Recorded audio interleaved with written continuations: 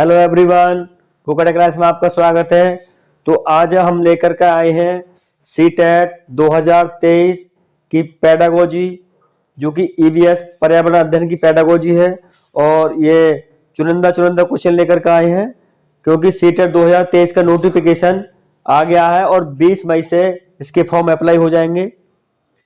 तो ये मैं आपको नेक्स्ट वीडियो में बताऊंगा कि कौन कौन इसमें अप्लाई कर सकता है और क्या क्या इसका क्राइटेरिया है।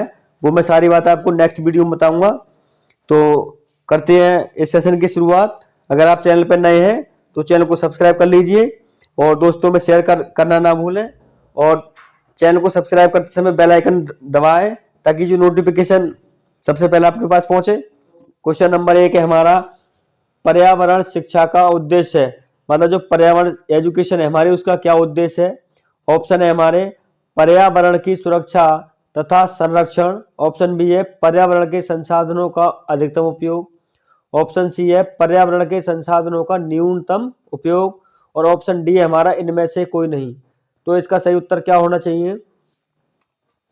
तो देखिए, हमें करना क्या है कि पर्यावरण के प्रति हमें, जो हमारे विद्यार्थी होते हैं, उन्हें पर्यावरण की जो मुख्य चीजें, जो हमारा मेन उद्देश्य है, वो पर्यावरण के प्रति जागरूकता फैलाना है, समाज में जागरूक करना है और उसकी सुरक्षा के प्रति जागरूक करना है।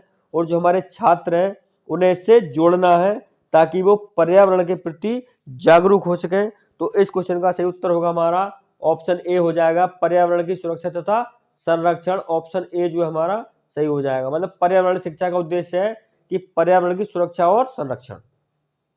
बढ़ते हैं अगले क्वेश्चन की ओर। अगला क्वेश्चन है हमारा, छात्रों के लिए सीखने के प्रमुख संसाधन है। जो हमारे छात्र होते हैं उन्हें सीखने के प्रमुख संसाधन कौन कौन से हो सकते हैं। ऑप्शन है हमारा विभिन्न क्रियाओं हेतु सामग्री संकलन।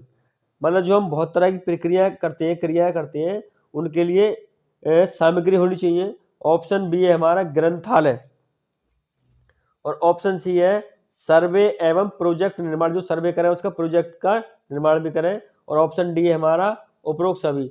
तो देखिए, एक छात्र को सीखने के लिए, सिखाने के लिए हमें इन सारी चीजों की आवश्यकता पड़ेगी। इसमें विभिन्न क्रियाओं हेतु सामग्री का संकलन भी होना चाहिए, ग्रंथालय भी होना चाहिए, सर्वे एवं प्रोजेक्ट निर्माण भी होना चाहिए। तो इसलिए ऑप्शन डी जो है इसका वो सही हो जाएगा। अब बढ़ते हैं अगले क्वेश्चन की ओर। अगला क्वेश्चन है हमारा, पर्यावरण अध्ययन की कक्षा में बच्चों के अनुभवों को महत्व देना चाहिए, क्योंकि मतलब जो हमारी पर्यावरण की कक्षा है उसमें हमें बच्चों के अनुभवों को महत्व देना चाहिए। क्योंकि मतलब क्यों देना चाहिए? जो हमारे बच्चे हैं उनके जो अनुभव होते हैं उन्हें हमें महत्व क्यों देना चाहिए, वो देखते हैं हम ऑप्शन में। तो ऑप्शन ए है हमारा, बच्चों को अपनी बात बताने में आनंद आता है। नहीं, ये बात तो नहीं है कि बच्चों को अपनी बात बताने में आनंद आता हो। ऑप्शन बी है हमारा, इससे बच्चों का आदाई कौशल परिमार्जित होगा। मतलब आदाई कौशल क्या होता है? जो उनका कौशल होता है करने किसी काम को, वो जो हमारा परिमार्जित, ऐसा भी नहीं हो सकता। और ऑप्शन सी देखते हैं, अभिव्यक्ति के कौशल का विकास करना। अभिव्यक्ति का तो हो नहीं सकता इससे विकास। ऑप्शन डी देखते हैं, विषय को बच्चों के अनुभवों से जोड़ने पर सीखने की प्रक्रिया को बढ़ावा मिलता है। मतलब ये हमारा ऑप्शन सही है। जो विषय है हमारा वो बच्चों के जो अनुभव होते हैं उनसे जोड़ दें और सीखने की प्रक्रिया को बढ़ावा मिलेगा। बढ़ावा तभी मिलेगा जब जो सब्जेक्ट पढ़ रहे हैं बच्चे उसे रुचिपूर्ण बना दें, जिससे कि बच्चा अपने अनुभवों को जोड़ के कुछ प्रक्रिया को आगे बढ़ाए। तो ऑप्शन डी जो है हमारा वो करेक्ट उत्तर हो जाएगा। ऑप्शन डी जो है इसका सही हो जाएगा। अगला क्वेश्चन है हमारा, सतत एवं व्यापक मूल्यांकन की एक तकनीकी है। मतलब जो सतत और व्यापक मूल्यांकन है उसकी तकनीकी क्या है? ऑप्शन है हमारे सत्र मूल्यांकन, अर्धवार्षिक मूल्यांकन, निदानात्मक मूल्यांकन और इकाई मूल्यांकन। सत्र जो मूल्यांकन होता है वो हमारा साल का होता है, अर्धवार्षिक होता है 6 महीने का, और निदानात्मक मूल्यांकन होता है हम किसी भी चीज के लिए पहले डायग्नोस करते हैं। डायग्नोस का मतलब होता है, मतलब उस बीमारी का पता लगाते हैं, उस चीज का पता लगाते हैं, उसे हम निदानात्मक कहते हैं। निदानात्मक मूल्यांकन, पहले हम उसी का पता लगाएंगे, फिर हम उसका पूरी तरह से उसे समझेंगे और समझाएंगे, मतलब उसका इलाज कर देंगे एक तरह से। ऐसे मान लो जैसे डॉक्टर के पास जाता है आदमी, तो डॉक्टर पहले बताएगा कि तुम्हें ये समस्या है, इसी तरह से ये समस्या हुई है, फिर उसके बाद आपको उसका ट्रीटमेंट बताएगा कि आपको ये चीज़ करनी है, फिर आपका ये सही हो जाएगा। तो देखिए इस क्वेश्चन का जो उत्तर होगा हमारा वो ऑप्शन सी हो जाएगा। ऑप्शन सी जो है इसका सही उत्तर होगा, निदानात्मक मूल्यांकन। अब बढ़ते हैं अगले क्वेश्चन की ओर। तो अगला क्वेश्चन है हमारा, प्राथमिक स्तर पर पर्यावरण अध्ययन के लिए कौन सी विधि प्रभावशाली है। मतलब जो हमारा प्राइमरी लेवल है उसके लिए इनमें से कौन सी विधि सबसे ज्यादा अच्छी है। ऑप्शन है हमारे योजना विधि, पहला ऑप्शन है योजना विधि, दूसरा है कहानी विधि, और तीसरा है व्याख्यान विधि, और चौथा है वाद विवाद विधि। तो बताइए, तो जो हमारा प्राइमरी स्तर होता है उनमें से इनमें कौन सी विधि सबसे ज़्यादा अच्छी होगी। तो देखिए जो हमारे प्राइमरी स्तर के बच्चे होते हैं वो छोटे छोटे होते हैं, अगर हम उन्हें कोई भी टॉपिक या कोई भी विषय या कोई चीज़ के बारे में बताएं, किसी भी चीज़ के बारे में बताएं, किसी वस्तु के बारे में बताएं, तो अगर हम उन्हें कहानी के रूप में बताएंगे तो बच्चा जल्दी समझेगा और उसे जल्दी ही याद हो जाएगा। तो इस क्वेश्चन का जो उत्तर होगा हमारा वो ऑप्शन बी हो जाएगा, कहानी विधि। कहानी विधि सबसे अच्छी विधि है प्राइमरी के लिए। अगला क्वेश्चन है हमारा, निम्न में से कौन सा एक अभिप्रेरित शिक्षण का संकेत है। मतलब अभिप्रेरित शिक्षण का संकेत है। तो ऑप्शन है हमारे, कक्षा में अधिकतम उपस्थिति, बच्चों द्वारा प्रश्न पूछना, कक्षा में एकदम खामोशी, गृह कार्य पूर्ण करना। बताइए इसका सही उत्तर क्या होगा। तो देखिए होता क्या है कि अगर हम बच्चों को इनकरेज करेंगे तभी बच्चा हमसे सवाल जवाब करेगा, चीज़ों के बारे में पूछेगा, चीज़ों को जानने की कोशिश करेगा। तो इस क्वेश्चन का जो आंसर होगा हमारा वो ऑप्शन बी हो जाएगा, बच्चों द्वारा प्रश्न पूछना। ये हमारा सबसे बेहतरीन संकेत होगा शिक्षण के लिए, अभिप्रेरण शिक्षण के लिए बच्चों द्वारा प्रश्न पूछना। ये हमारा उत्तर सही हो जाएगा। अब आता है क्वेश्चन नंबर 7, पर्यावरण अध्ययन के लिए आप छात्रों को कौन से चैनल देखने का सुझाव देंगे। मतलब जो हमारा पर्यावरण अध्ययन है ईवीएस, उसमें हम बच्चों को पढ़ा रहे हैं, तो उन्हें इन जो हमारे ऑप्शन दे रखे हैं इनमें से कौन सा चैनल देखने का सुझाव देंगे। नेशनल जियोग्राफी, देखिए नेशनल जियोग्राफी भी देखेंगे तो हमें सारी चीज़ें जियोग्राफी से संबंधित देखने को मिलेंगी। अच्छा, दूसरा है ऑप्शन डिस्कवरी, जो खोजें हुई है उनके बारे में पता चलेगा। और तीसरा है हमारा एनिमल प्लानेट, तो इसमें हमें जो एनिमल प्लानेट है उनके बारे में पता चलेगा, जानकारी मिलेगी। तो इसलिए इस क्वेश्चन का उत्तर हो जाएगा ऑप्शन डी, उपरोक्त सभी, क्योंकि हमें सभी की जानकारी मिल जाएगी। बढ़ते हैं अगले क्वेश्चन की ओर। टीएलएम का अर्थ निम्नलिखित में से क्या है। तो टीएलएम होता क्या है ये, और टीएलएम का फुल फॉर्म क्या है। तो देखिए टीएलएम होता है हमारा टीचिंग लर्निंग मटेरियल, मतलब जो टीचिंग करना सिखाते हैं हम या सीखते हैं तो उसमें एक मटेरियल की आवश्यकता पड़ती है, तो वो हम ये उसे टीचिंग लर्निंग मटेरियल कहते हैं। जैसे हमारा एक होता है श्यामपट होता है, जो शिक्षण सामग्रियां हैं उसमें श्यामपट होता है, चार्ट होती है, ओएचपी ओवरहेड, प्रोजेक्टर मॉडल आदि सहायक सामग्री का प्रयोग हम करते हैं। और जो शिक्षक होते हैं, शिक्षक या शिक्षिका, तो शिक्षण विधि को सरल व रुचिकर बना सके, मतलब इन चीज़ों के द्वारा हम उसे रुचिकर बना सकते हैं। तो इस क्वेश्चन का उत्तर हो जाएगा हमारा ऑप्शन सी हो जाएगा, teaching learning material. Option C जो है इसका वो सही हो जाएगा। अब बढ़ते हैं अगले क्वेश्चन की ओर। मूल्यांकन का मुख्य उद्देश्य, मतलब जो मूल्यांकन करते हैं हम एवोल्यूशन, इसका मुख्य उद्देश्य क्या है। अनुशासन बनाए रखना, केवल परीक्षा करवाना, केवल प्रश्न पत्र बनवाना, अधिगमकर्ता की उपलब्धि जानना एवं सुधार लाना। बताइए इसका सही उत्तर क्या होगा। तो देखिए जिन दो ऑप्शन में केवल आया ये तो दोनों गलत हो जाएंगे। जहां केवल आ जाए वो तुरंत काट दो उसे, क्योंकि केवल हमारा निगेटिव टैग वर्ड है, तो ये दोनों पॉइंट निगेटिव है। ऑप्शन बी और ऑप्शन सी ये नेगेटिव है। अच्छा, मूल्यांकन का उद्देश्य अनुशासन बनाए रखना नहीं होता है। मूल्यांकन का उद्देश्य होता है अधिगमकर्ता की उपलब्धि जानना और सुधार लाना उसमें। जो अधिगमकर्ता सीखने वाले हैं उनकी उपलब्धि को जानना है कि उन्होंने क्या हासिल करा सीख के, और उनकी उस पद्धति में सुधार लाना। तो ऑप्शन डी जो हमारा वो सही हो जाएगा। अब बढ़ते हैं अगले क्वेश्चन की ओर। अगला क्वेश्चन है हमारा, निम्नलिखित में से कौन सी क्रिया विज्ञान शिक्षण में पाठ्य सहगामी है? मतलब इनमें से कौन सी विधि जो है हमारी वो विज्ञान में पाठ्य सहगामी है? ऑप्शन देखते हैं, विज्ञान क्लब, श्रव्य दृश्य सामग्री, पाठ्य पुस्तक, श्यामपट। तो देखिए जो विज्ञान शिक्षण है हमारा उसमें विज्ञान क्लब जो है हमारा ऑप्शन सही हो जाएगा, और इसलिए इसका ऑप्शन ए जो है सही होगा, विज्ञान क्लब। अगला क्वेश्चन है, निम्नलिखित में से कौन सा कथन सही है? श्रव्य दृश्य सामग्री छात्रों के लिए उपयोगी है।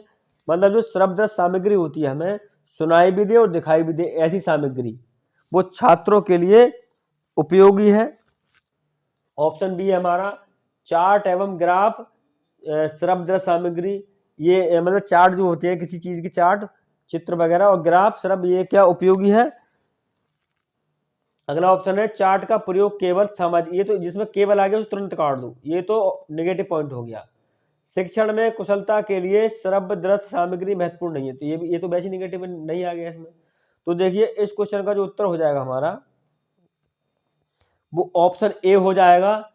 छात्रों के लिए किसकी जरूरत पड़ती है? श्रव्य दृश्य सामग्री के लिए, ये छात्रों के लिए उपयोगी, श्रव्य दृश्य सामग्री छात्रों के लिए उपयोगी होती है। ऑप्शन ए जो है सही हो जाएगा। अगला क्वेश्चन है, पर्यावरण की एक जो पर्यावरण अध्ययन की एक कक्षा है, पर्यावरण अध्ययन की एक कक्षा में शिक्षक विद्यार्थी से उनकी गर्मी की छुट्टियों में किए गए भ्रमण पर बातचीत कर रहा है, क्योंकि मतलब जो विद्यार्थी हैं उनकी जो छुट्टियां पड़ती हैं गर्मी की, तो उन्होंने जो उन छुट्टियों में जो भ्रमण किया है उस टॉपिक को लेके बातचीत कर रहा है। तो उसका मकसद क्या है? देखते हैं ऑप्शन। बच्चों से प्राप्त सूचना पाठ्यक्रम पूरा करेगी। मतलब जो बच्चों से हमें सूचनाएं मिलेंगी तो उनसे पाठ्यक्रम पूरा हो जाएगा? नहीं हो सकता है ऐसा। ऑप्शन बी है हमारा, जिज्ञासु बच्चे राष्ट्र निर्माण के लिए आवश्यक है, मतलब निर्माण के लिए तो आवश्यक है। अच्छा, ऑप्शन सी है हमारा, विद्यार्थियों के अनुभव ज्ञान रचना का आधार है। ये ऑप्शन हमारा सही है, जो विद्यार्थियों का अनुभव ज्ञान है वो रचना का आधार होता है। तो अगला ऑप्शन पढ़ने की जरूरत ही नहीं है, वह अपना समय बताना चाहता है। नहीं, ये ऑप्शन सी जो है हमारा वो इसका करेक्ट उत्तर होगा। ऑप्शन सी जो है हमारा वो राइट हो जाएगा।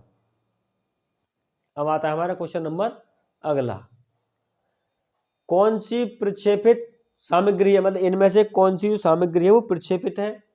ऑप्शन देखते हैं, बुलेटिन बोर्ड, OHP, प्रतिमान या फिनेल बोर्ड। बताइए सही उत्तर इसमें क्या होगा?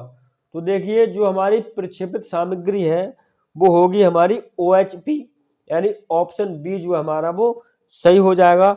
OHP होती है हमारी ओवरहेड प्रोजेक्टर। इससे जो प्रीवियस क्वेश्चन आया था उसमें मैंने बताया था, इस OHP के अलावा भी हमारे पास जैसे एपिडाइस्कोप हो गया, स्लाइड हो गई, प्रोजेक्टर, फिल्म स्ट्रिप, प्रोजेक्टर आदि भी प्रक्षेपित दृश्य सामग्री में आते हैं, जबकि बुलेटिन बोर्ड, प्रतिमान और फ्लेनल बोर्ड प्रक्षेपित सामग्री में नहीं आते।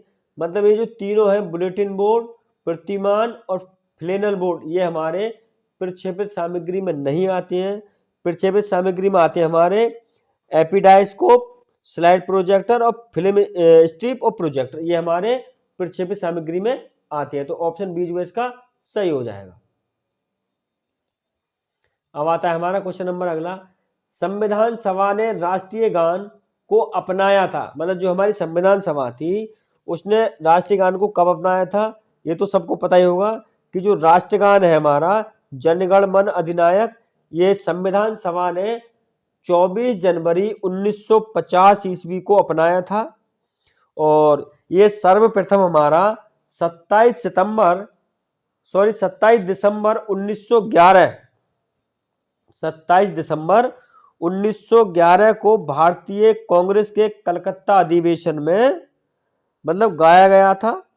और जो इसका जो गायन समय है वो 52 सेकंड, जो हमारा राष्ट्रीय गान है उसका 52 सेकंड का समय है। और ये रविंद्रनाथ टैगोर ने इसे 1912 में तत्वबाधिनी में भारत भाग्य विधाता शीर्षक से प्रकाशित किया था तथा 1919 ईस्वी में मॉर्निंग सॉन्ग ऑफ इंडिया के नाम से अंग्रेजी में अनुवाद किया। मतलब ये 1919 ईस्वी में मॉर्निंग सॉन्ग ऑफ इंडिया मतलब इंडिया की सुबह का गाना के नाम से ये अंग्रेजी में इसका अनुवाद हुआ।